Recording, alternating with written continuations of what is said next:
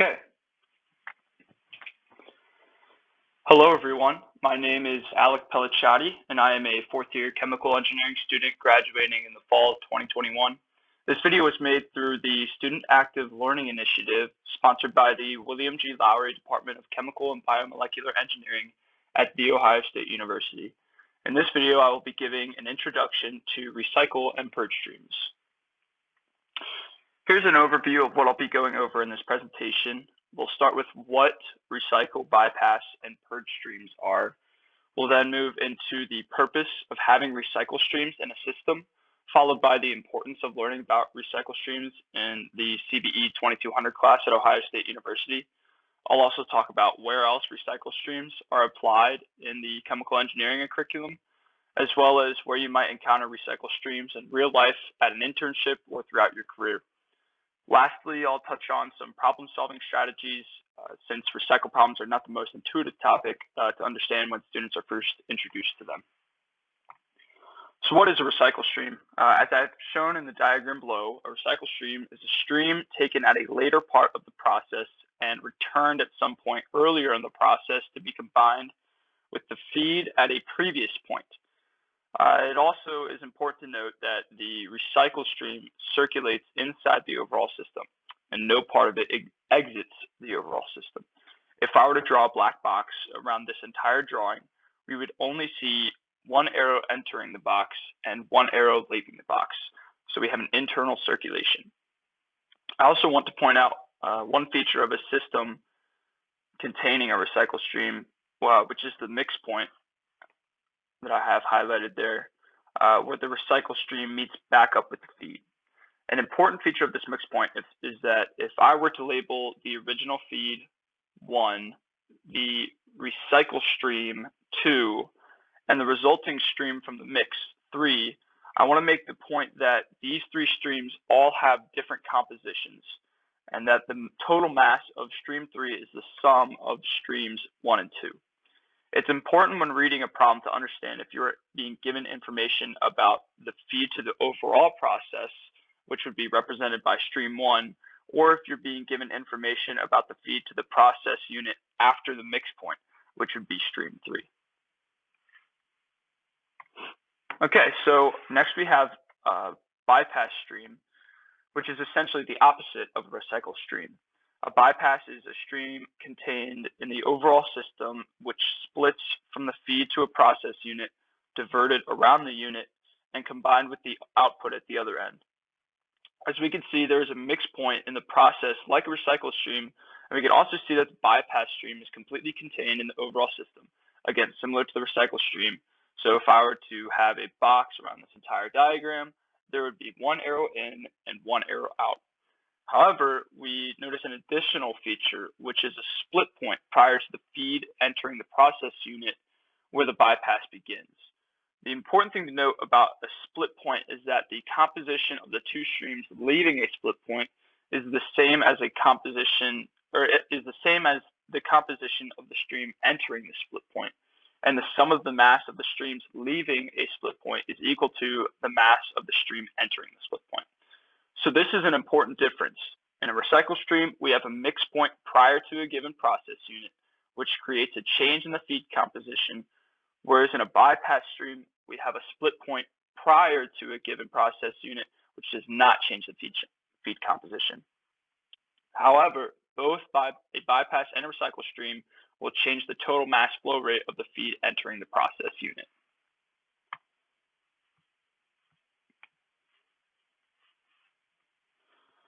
All right, lastly, we have a system containing a purge stream, which contains a combination of features seen in systems that contain a recycle or bypass stream, which is the mix point, a split point, and a recycle stream.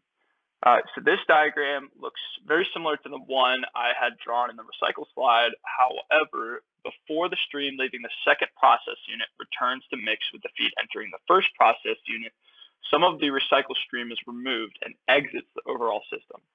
Now, this is different than the previous two systems.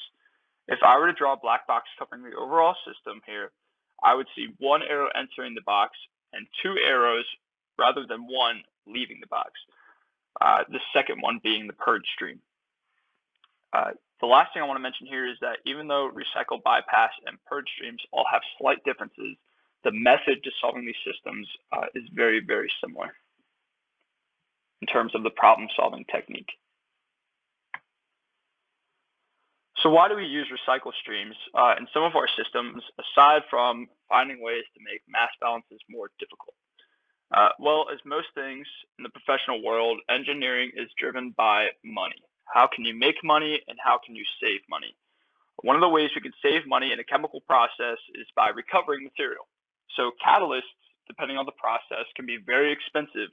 And rather than throwing it out once it is regenerated at the end of a reaction and separated from your product, it can be reused and provide a cost savings. The logic goes for, or excuse me, the same logic goes for reactants. If for some reason your process does not allow you to have a high product yield and there is a large amount of reactant left over, it can be separated and recycled rather than exiting the system as waste. You can also use a recycle stream for dilution. If you have a very viscous material that requires a lot of mechanical energy to move, you can dilute that slurry and decrease the viscosity of your product, which in turn decreases the energy costs to move your product, right? All of your pump costs and the amount of pressure that it takes to move that product. Additionally, recycle streams can serve as control of a process variable. So the example your textbook gives is if you have a very exothermic reaction and you want to decrease the rate of heat generation, you can recycle an inert material that won't react and decrease the concentration of reactants in order to limit the heat of generation. They can also be used to circulate fluid, as commonly seen in coolants for systems like refrigerators. Now you might think recycle streams are all pros and no cons after hearing the 4 of these reasons that the textbook lists, but remember there has to be an initial capital investment to build and incorporate a recycle into a system. I'm sure there are a couple others that you could probably think of, but again, these are just the 4 that the textbook lists. All right, so I just gave some reasons as to why recycle streams are incorporated in real life systems, but how is this topic going to help you through your coursework in the rest of this class? Well, to be frank, recycle streams can be a pretty difficult topic because it's not very intuitive.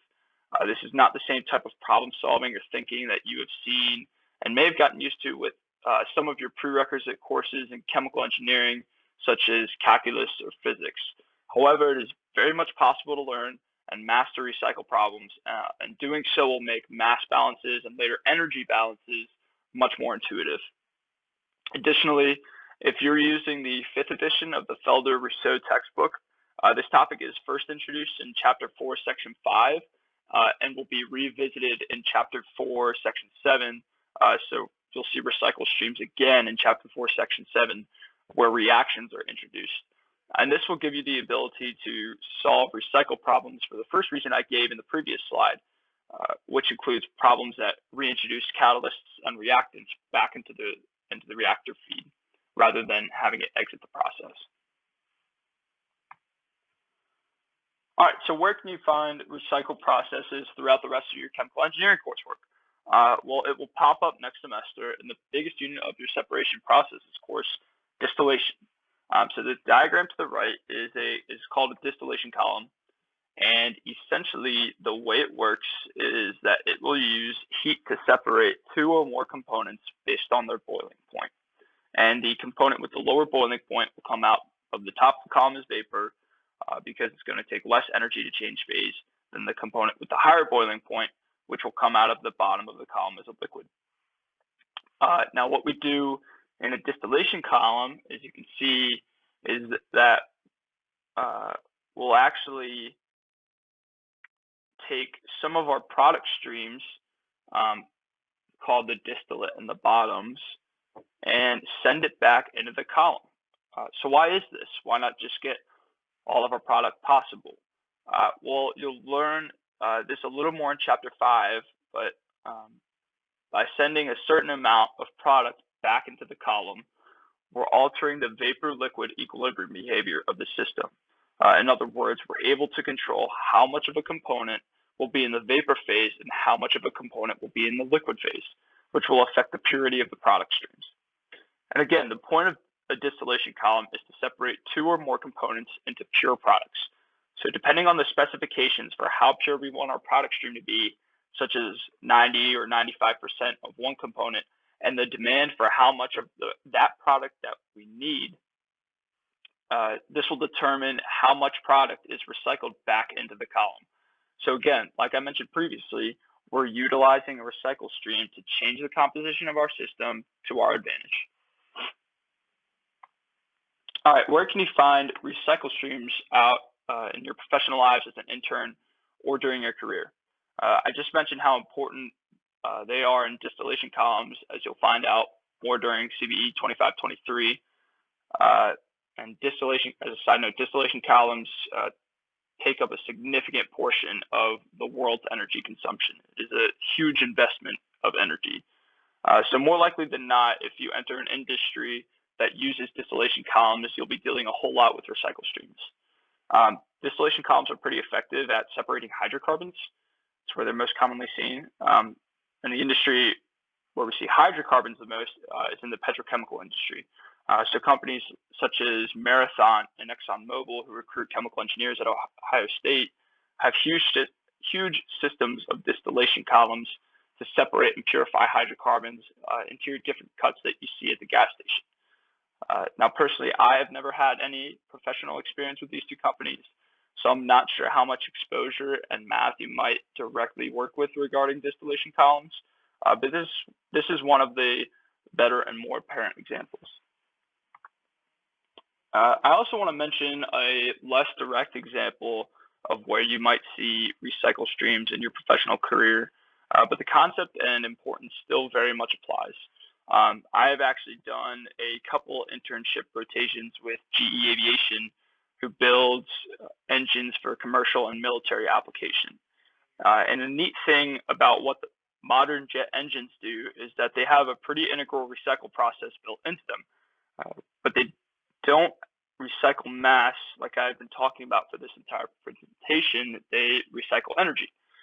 So the picture to the right is a cross-section of the GE 9X engine, which as of now is the most powerful aircraft engine in the world in terms of thrust.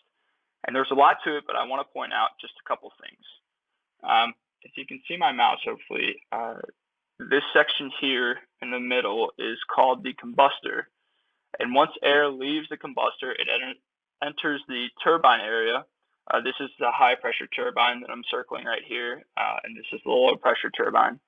And some of the energy from the hot air leaving the combustor will translate into rotational energy and turn the turbine, which is connected by a shaft to the compressor and the fan blades at the front of the engine, and rotate those areas. So these are the fan blades, and this is the compressor right here. The remaining energy from the hot air is sent out of the back of the engine and is delivered as thrust. So you can imagine that energy from the back of the engine is recycled to the front of the engine in order to keep everything rotating. So very similar to a recycle process, except in terms of mass, we're talking about energy. So this is pretty cool stuff and a different way of seeing the recycle application. Okay, so strategies to solving recycle problems. As I mentioned before, these are not intuitive problems. It can be difficult to imagine how a recycle stream might work. For example, it might not make much sense to think that there is more mass contained in the system than what is entering and exiting the system, right? So if you take, the sum of all streams contained in your system, it's going to be greater than what's entering and what's exiting. And that can be hard to picture, right? How did that mass contained in the recycle stream get there in the first place? So remember, this process is at steady state, meaning there's no accumulation of mass in the system over time, and nothing else is changing over time. Picture that, we're solving this problem long after the start of the process. Trying to solve how mass accumulates in a recycle stream during the startup of the system is way out of the scope of this class, and for that matter, this presentation. So the best way to understand the recycle process is to practice problems, which your professors will give you plenty of. And then as for mathematically solving a recycle problem, the first thing you should do, and the textbook also highly suggests this, is perform a degree of freedom analysis. If you don't know what a degree of freedom analysis is, I recommend you look at Chapter 4, Section 3D of the 5th edition of Felder-Rousseau and take some notes. Essentially, the degree of freedom analysis allows you to find where the best point in the system is to solve the problem. In other words, where you know the most information and need to solve for the least. This is a huge time saver in the long run, especially when dealing with larger systems with many subsystems. From my experience, typically from my experience, typically you know what is coming into the system and have a specification for what is leaving the system. So more likely than not, you're going to want to start with an overall mass balance in the entire system to evaluate the variables that are not known. And then from there, you can work through the rest of the system to the recycle stream. And then oftentimes, you will know the least information about the mix point. However, every problem is different, and that could certainly not be the case. For that second bullet point there under the tips, I mentioned this earlier when discussing bypass streams, but I want to bring it up again here because this assumption can be forgotten about when solving problems. I know I've done it a couple times and gotten stumped. Remember, two streams exiting a split point have the same composition. So you might be solving a problem and think you are unable to work through it because the problem is underdefined when reality can be solved because of this assumption. For example, let's say you're given information about the composition of a component in a purge stream. Well, if you know the composition of the purge stream, then you also know the composition of the recycle stream, which might be the last bit of information you need in order to completely define your problem and reduce your DOF to 0. So this is just an important piece of information to keep in mind. So let me touch real briefly on systems and subsystems because oftentimes we can see a lot of them in a recycle problem. For example, in the diagram I have shown, there are 6 different subsystems that we can evaluate as a starting point to begin solving the problem. So you can perform a balance around the overall system shown here, around the mix point, around process 1, around process 2, around the mix point and process 1, or around process 1 and process 2. So to reiterate, this is where a degree of freedom analysis really comes in handy because rather than trying to guess where you might have enough information to start out of these 6 different subsystems, you can have a faster and more analytical approach using a DOF. So that's all I have. I hope this presentation helped with your understanding of recycle and purge streams.